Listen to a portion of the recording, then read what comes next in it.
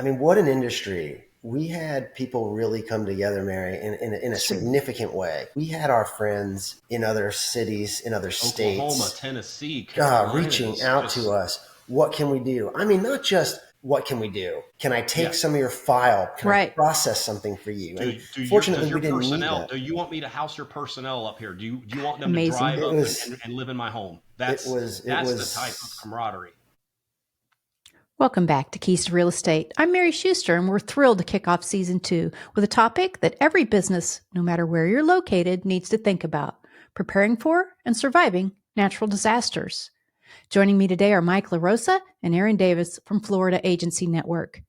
They've successfully navigated not one, but 2 hurricanes recently, Helene and Milton, while keeping their operations running. In this episode, they're sharing hard-earned lessons, practical steps for preparations, and real-world insights that can help you anticipate and mitigate disaster risks before they happen. Storms, wildfires, floods, whatever may come, the time to prepare is before disaster strikes. Let's dive in.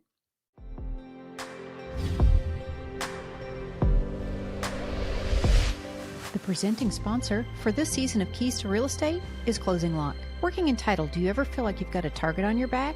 Every year, $2 trillion moves in and out of escrow accounts in the United States. Fraudsters are watching and waiting for one wrong click, one unsecured email, just one oversight. And then just like that, your client's life savings are gone. That's where Closing Lock comes in. Closing Lock provides title companies a secure, all-in-one platform to prevent fraud, protect funds, and streamline closings. Over 1 million home sales have closed safely without incident in Closing Lock. The fraudsters only have to be right once. Title companies have to be right every time. Closing Lock has your back. Visit closinglock.com today to learn more. Aaron and Mike, welcome to Keys to Real Estate. Oh my gosh, you guys have had so much to deal with, but we're glad to have you here today. Thanks for having us. Thanks, Mary. It's been fun. I think both Mike and I are suffering from PTSD from back-to-back hurricanes, so it's been a blast. Yeah, I'm sure. And you did have 2. You had both Helene and Milton, adding insult to injury, right? You had 2. And so what I really wanted to talk about today, listen, the article you guys had in the title report in January was great about the impacts of those weather events on your market, what transactions were like, what consumers were struggling with and staffs were struggling with.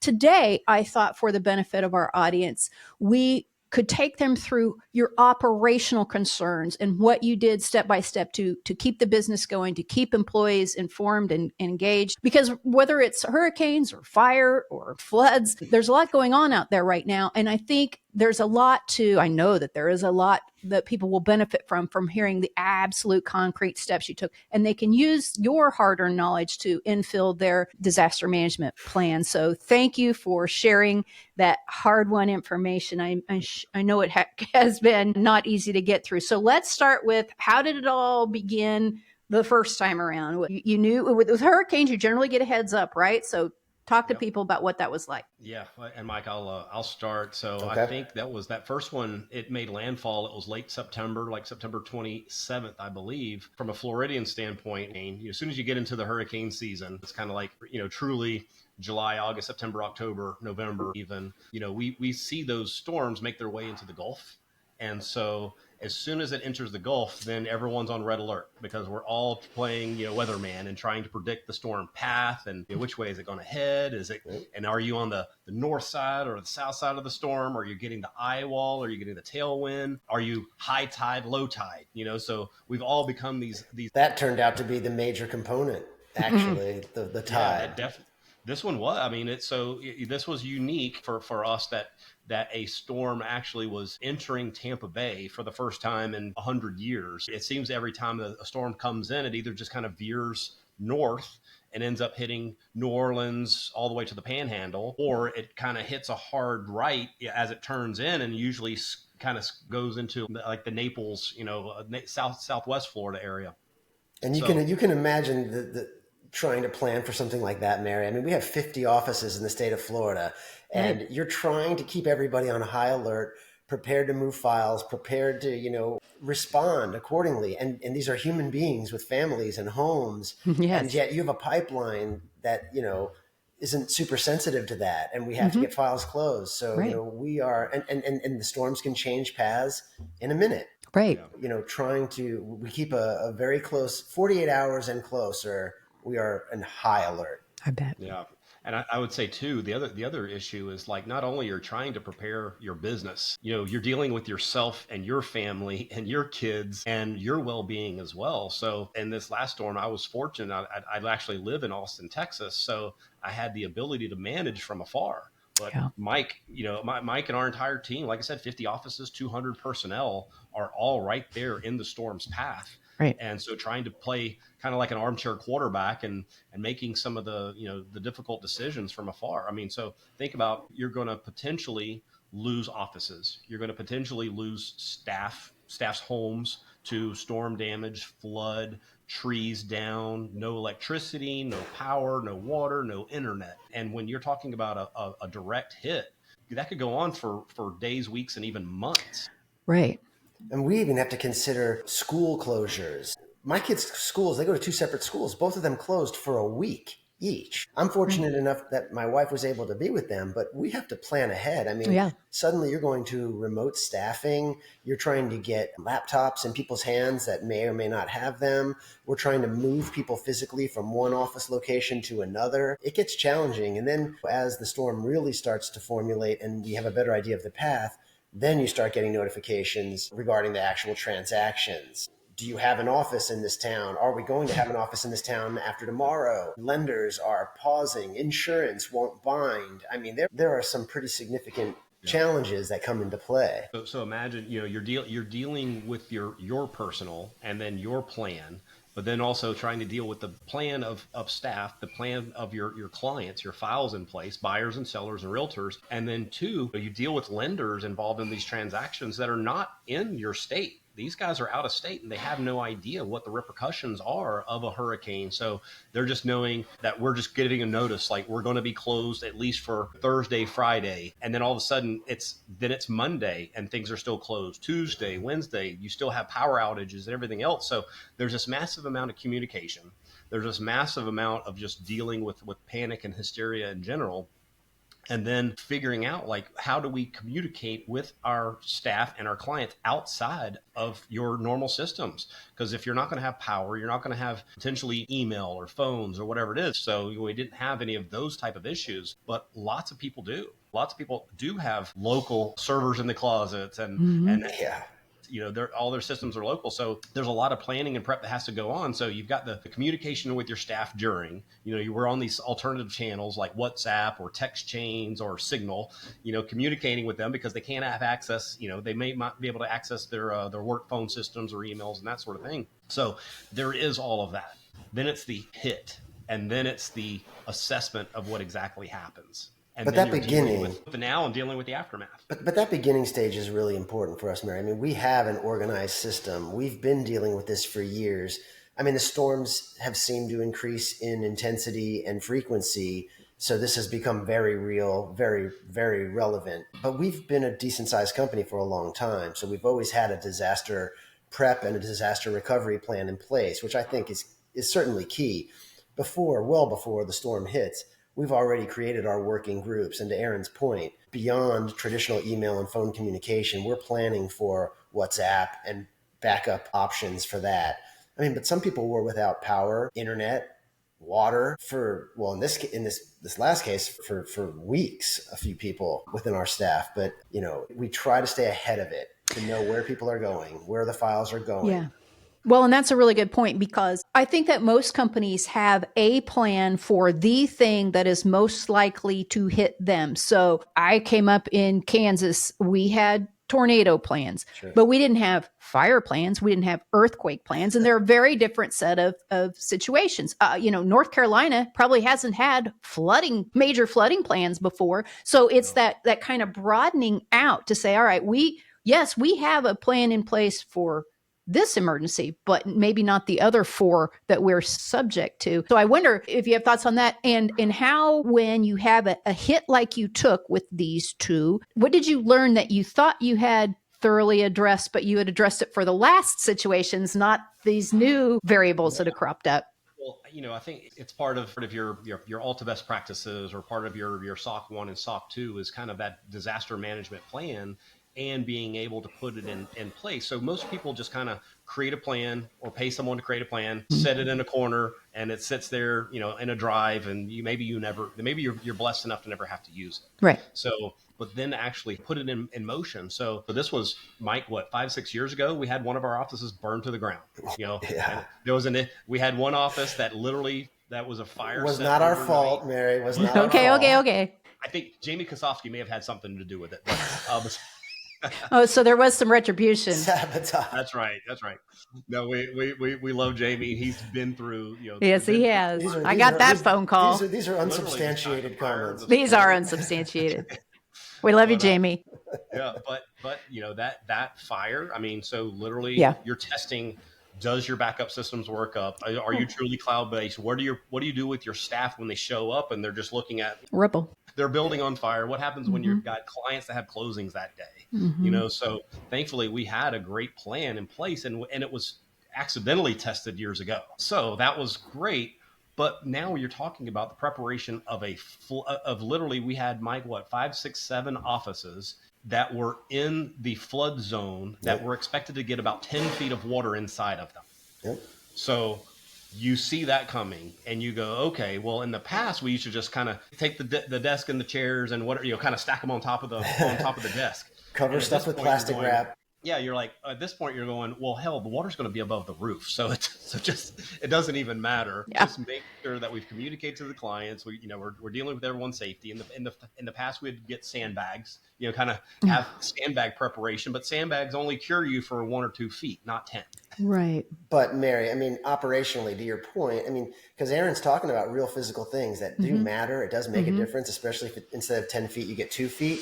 But what we learned from previous instances was the redundancy really mattered. The offsite redundancy was hugely important to us, to know that had those offices that were affected been completely wiped off the map, we still would be operational the next day. I mean, in some form or fashion. We have our data backed up regularly, and we have multiple redundancies. And, again, that's expensive. Not everybody can afford to do that. But in our case, that has been, I think one of the best components of our plan. Well, but think about that. Imagine 5 offices being without power, without internet, with water standing inside of them. And now it's 3 or 4 days later, and the rest of the world thinks you're operational. The rest of the world event has passed. Yeah. It's passed. So you guys must be fine. And now imagine a lot of the staff, say 50% of the staff that usually go to those offices, they can't get out of their driveway. They're flooded in. There's trees on top of their roofs. They can't even make it to the office. And maybe they have cell phones. Maybe they can access via cell. Maybe they can't. And they probably don't have power in order to be able to work. Exactly. So these type of circumstances, it's not even your backup plan. It is planning for what happens to the people that are the ones to enact the backup plan. Like what happens when they're not available. Exactly what we faced with several staff. I mean, Mike's personal residence was underwater. I mean, everybody was just faced with, chaos. And it was literally like testing the backup systems are great. And then now we had a test of what happens. What do you do with the backup to the backup? So those are the types of things that in these natural disasters zones, a Kansas, a Florida, a North Carolina, like we're really having to rethink things. Sure. Well, and one of the things that, I've heard both from folks impacted by hurricane, flood, and fire in the last 6 months is we didn't have internet. Our people could stay home. They could stage, and we didn't send everybody to the office to see what was going on. We kept some at their houses working if they had power and internet, but others didn't. And so we went, well, okay, go to Starbucks. Starbucks is open, go to Starbucks. Well, that's an open Wi-Fi. You can't conduct MPI business over an open Wi-Fi. So then it's like, okay, now we have to get our personal hotspots and pay for those and, heat them up, I guess, if you only need them. Or, I mean, it's that practical stuff that until you've really been walking through it, you think, oh, we're good. No, the practical solutions, that was real. And what I mean by that is everybody's competing at that point for the same resources. Right. I mean, forget about going to Starbucks. You couldn't even go to Starbucks. It was so jam-packed. I mean, my normal coffee shop, the regulars had moved in. To your point, though, Mary, they had Wi-Fi, and maybe they weren't dealing with NPPI like we are, so they were able to conduct business there. Mm-hmm. But those same people need to get to Starbucks, Right. and to get to Starbucks, you need gas.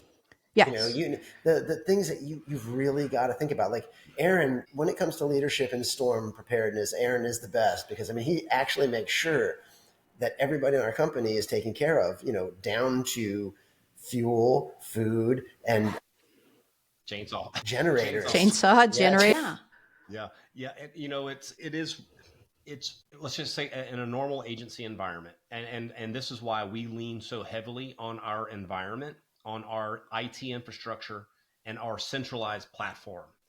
Because let's say you got 10 employees, and then you just say Julie's out today, Julie is not going to be reachable for 2 weeks. So how do you work on her files? How do you continue to run operations that way? Can someone log in on her behalf? And so in our situation, you were talking 5 offices and maybe 20 staff that are unavailable. And thankfully that we have the centralized environment that we can plug in other team members to access those files and to work and to be able to continue the business without disruption to the client. Because that's at the end of the day is everyone, they all care a lot, but they don't care because they don't know. They don't know what troubles you're faced with. I mean, can you imagine right now the people in Pacific Palisades have literally nothing. Right. I mean, all of ours is washed away, and we all had to lose half of your belongings and hang the rest of them out to dry. And you can at least go pick some of your things up out of your neighbor's yard, Right. 200 or 300 feet away. But Palisades, there's just nothing. You're just showing up to nothingness. So Yeah.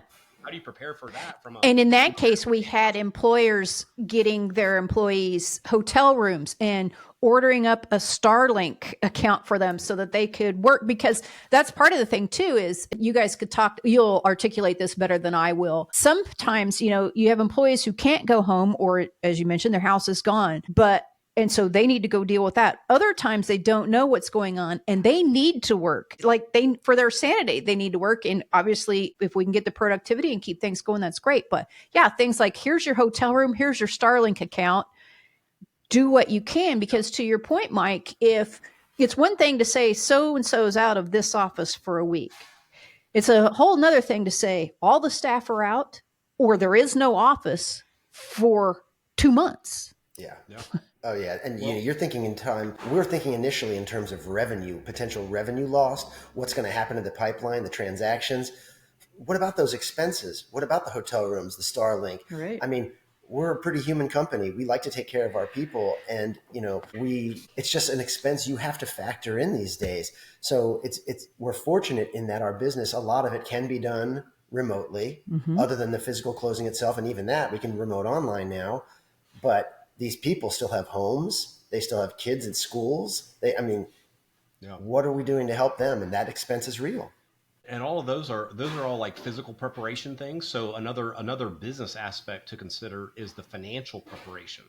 So now, we were literally looking at what does life look like without any closings? If this thing is a Cat 5 that blazes right through our entire inventory, what happens when we have 0 closings or 50% of the closings for an extended period of time?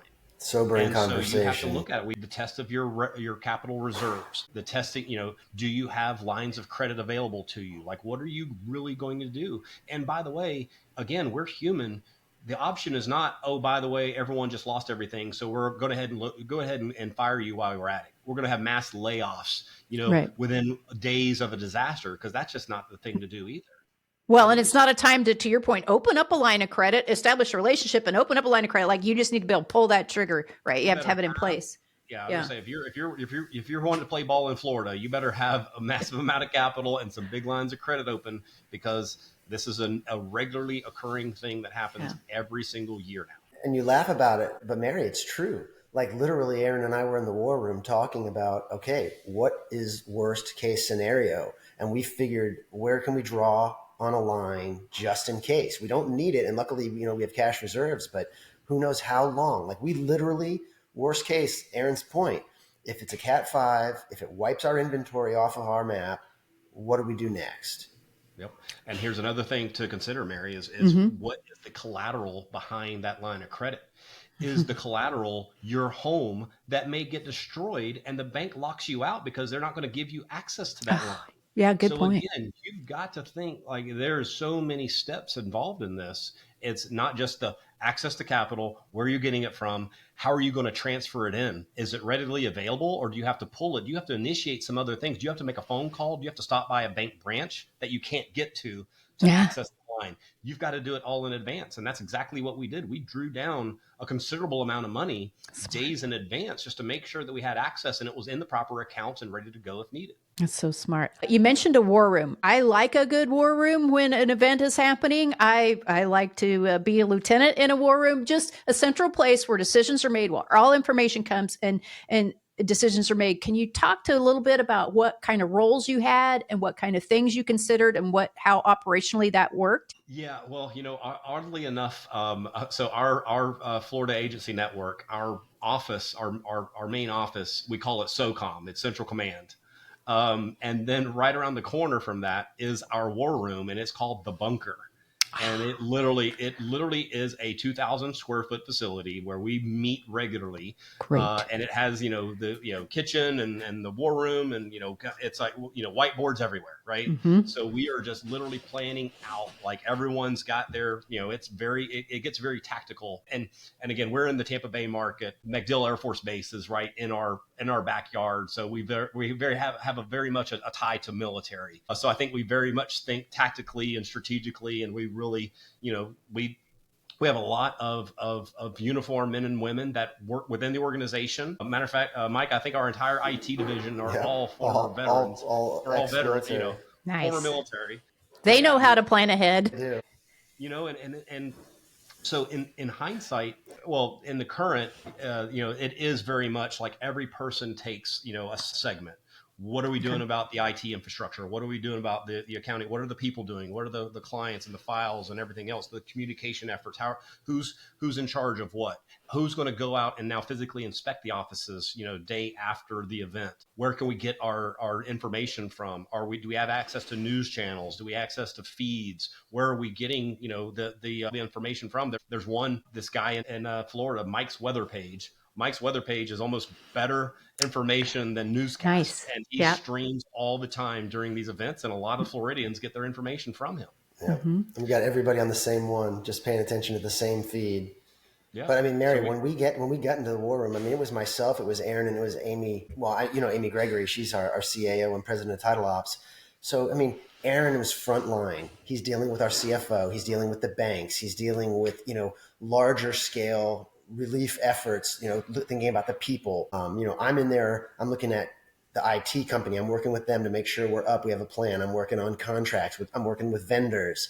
And then Amy is in there thinking in terms of people, right, process, workflow, who's moving where. I mean, we all have a role, and, those aren't fun days, but I'm glad we kind of know our roles because we all do different things. And, and in this last instance, because it was, it was Hurricane Helene is the one that scraped the coast, and it flooded basically anything within 1 mile of the coast off of Gulf Coast of Florida was underwater. So that was the first one. And then as soon as we, Mike's place was underwater, my place was underwater. I mean, we all took damage. Anyone who had coastal properties definitely, had a flood issue. Well, then the second hurricane, Milton, took a cut right through the middle of the state. And that was the one that went right through the middle of all of our offices. So it just so happened that one is the one that hit my hometown. Our center of operations is east of Tampa in a town called Plant City, Florida. And Plant City took some of the massive flooding and rainfall that it just filled up every single lake, every single pond. We lost thousands of homes were underwater, cars were underwater. It just unexpectedly. And so not only did the bunker become ground zero for our personal disaster preparedness plan, but it also took the community. It became the community central area where we were literally staging chainsaw units. We came in and purchased 100 chainsaws and generators and gas, and really just ran efforts to help our people, our neighbors, our staff, our clients. So we just ran that effort for about a week post hurricane. Wow. So it really became more than just us running our plan of relief for our people and our clients, but also a community. Wow. That's amazing. And I'm assuming like, so yeah, as you emerge out of that and you've just got whole swaths of houses that are missing. I'm guessing some of those homes that were now missing or underwater were about to close in your offices. So how did you go through sorting all that out and communicating back with the realtors, the lenders, the attorneys, everybody? Yeah, I think a lot of that is the information that comes in the days after. Then Okay. you'll get a call from a realtor or an email. Hey, 123 Main Street. Sorry, it's got a tree on top of it. It blew, the roof got blown off, and it's got 2 feet of water in the living room. So we're having to wait for repairs to be done, insurance claims to be processed, and FEMA money and then insurance and everything else. So Mike is just now getting back into his primary residence since September. Yeah, 4 months, and I only had a few inches of water Wow. compared to feet. Yeah. But Mary, it's not. I mean, logistically, it really does become a challenge. But we were far more fortunate than I expected. As far as the status of our pipeline, orders pending, were there delays? Yes, there weren't as many as I expected, but we did have, of course, insurance companies. But as far as buyers walking away from deals, unfortunately, that was only in some of the worst case scenarios, which is brutal for the sellers, right? I mean, you are about to sell and you literally lost your property, and to the point where, for whatever reason, the seller was able to opt out of it, and they did. But few and far between. Now, things are sitting on the market longer in general. Some of that's in response to inventories being repaired. Some of that's in response to people are licking their wounds and taking a step back. I had a neighbor throw their house on the market immediately, just that knee-jerk reaction, then realized the price that somebody just sold for a block away, who was just selling it as a walk away. And my neighbor took the sign out of their yard and realized, yeah, I'm going to have to wait this out. Things are going to have to come back before the Yeah. market is really where Mm. it was at.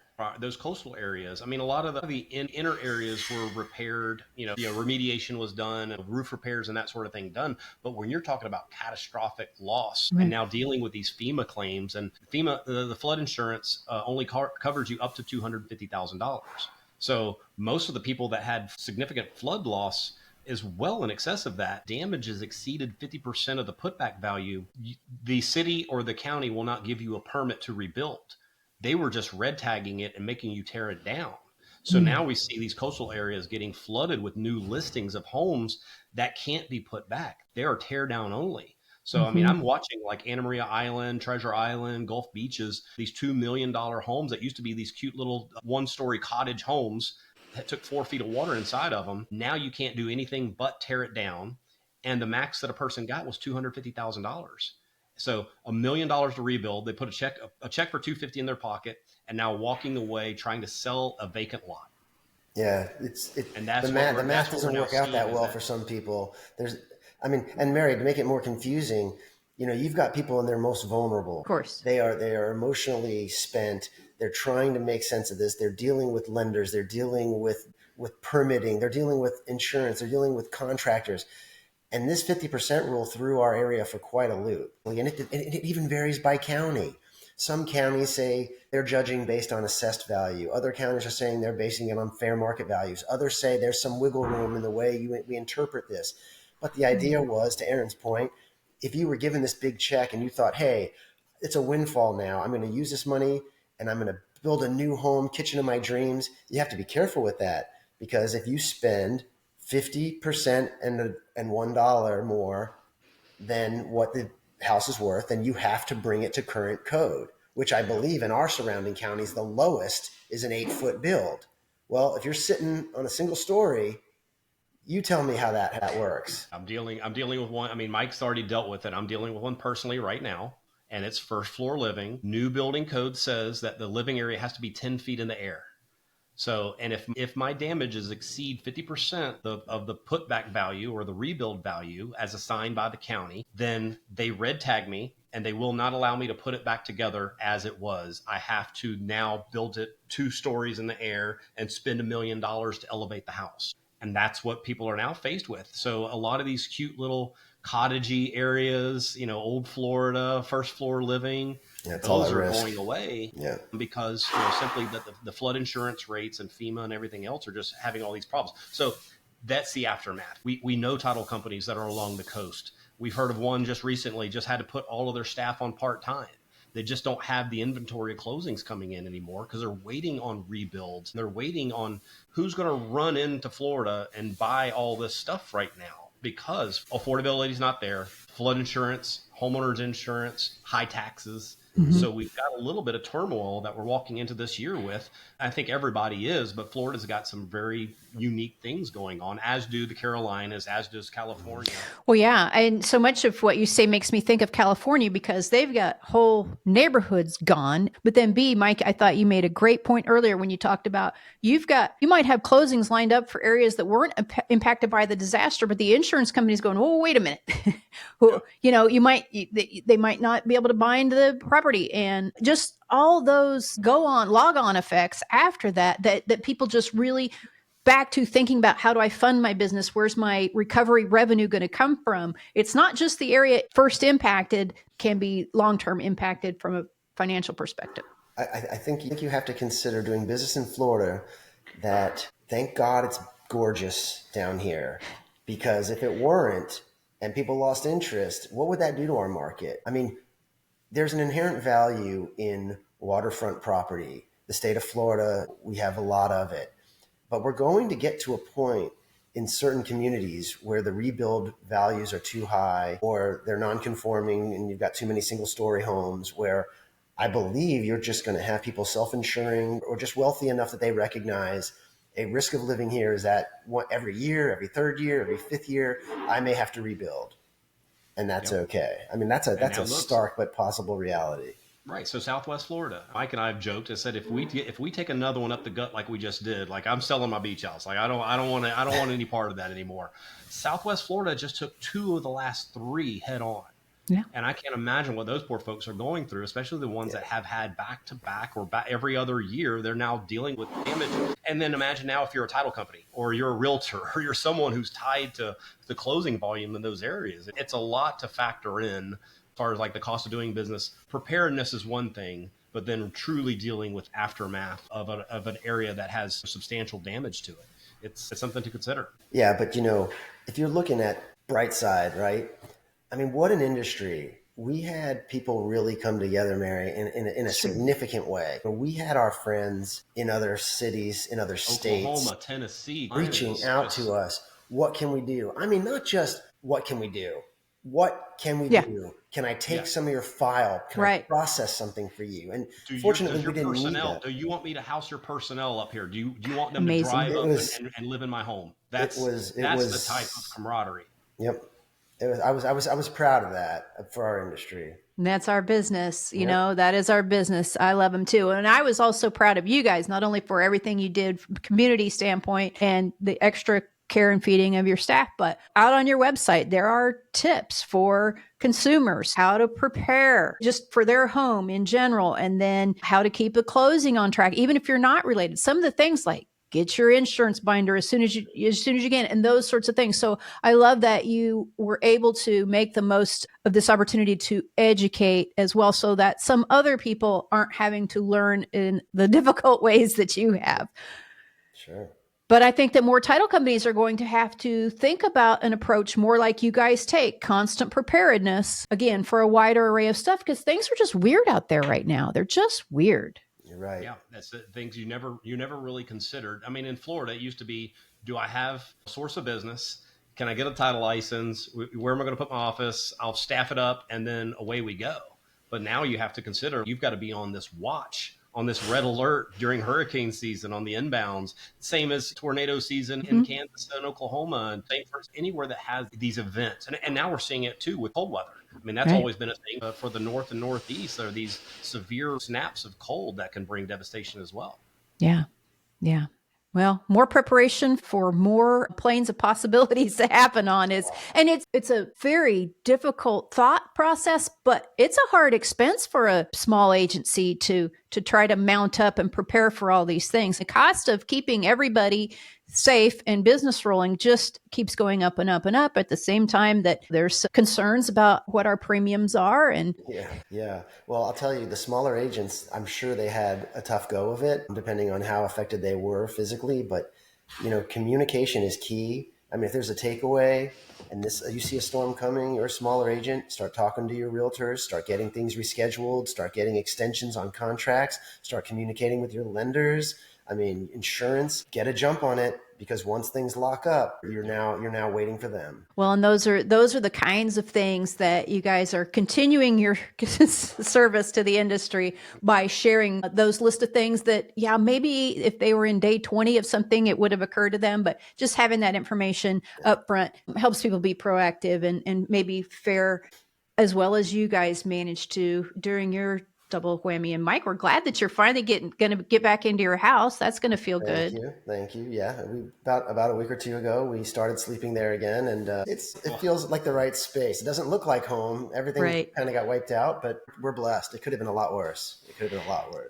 Yeah, when my grandparents were, God rest their souls, when they were in their late 80s, they had a house fire, lightning struck, whole second story of the house gone, whole first story water damage. And we had to keep them out of their house for their 90th birthday, including over the holidays. It was just 9 months to even just rebuild from that fire. So I understand what it's a little bit like to spend the holidays outside of your house and to go through all that. It's not easy. No, thank you. The holidays were by far the worst, but yeah, like I said, we were fortunate, and we found someone who, again, people with good hearts, man. A friend reached out and had a place for us to stay, so truly Amazing. blessed. Yeah, people are good.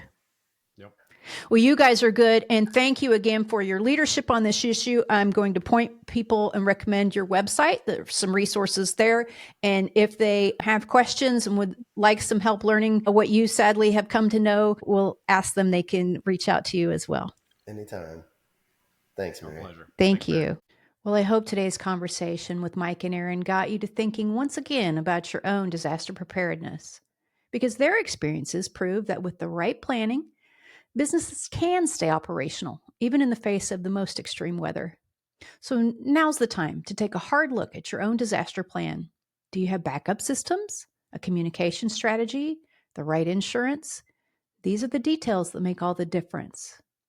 Now, we've linked to their webpage where examples of their help for consumers can be found. And the guys are also sharing their email addresses with you in case you have some specific questions about preparation in your world. All of those resources can be found in today's show notes. If you found this episode helpful, be sure to subscribe and share it with colleagues. And as always, stay tuned for more insights this season on Keys to Real Estate. Until next time, stay prepared and stay resilient. I'm Mary Schuster for October Research, where knowledge is the competitive advantage.